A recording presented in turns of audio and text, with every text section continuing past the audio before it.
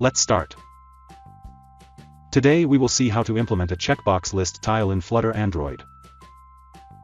List tile is intended to design a single row item of a list view which may have an icon and a simple text. But we can use the list tile without a list view also. Let's see the main.dart file. First, we import the material.dart package. Then, we create the stateless widget called myApp in the main function.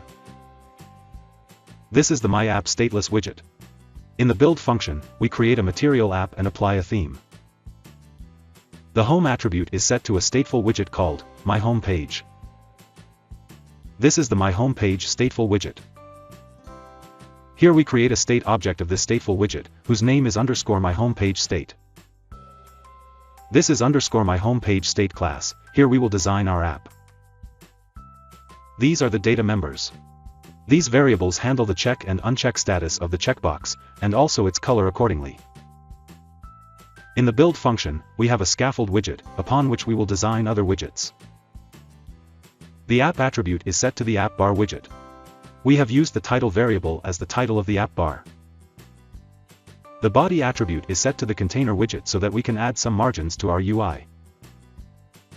Inside the container widget, we have a checkbox list tile widget. Here we set active color, check color, selected tile color, title, subtitle, selected status, checkbox shape, its value, etc. When the checkbox is checked or unchecked, we change the status of the variables accordingly. Let's run the app.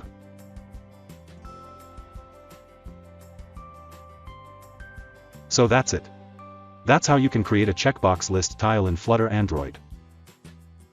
Thank you.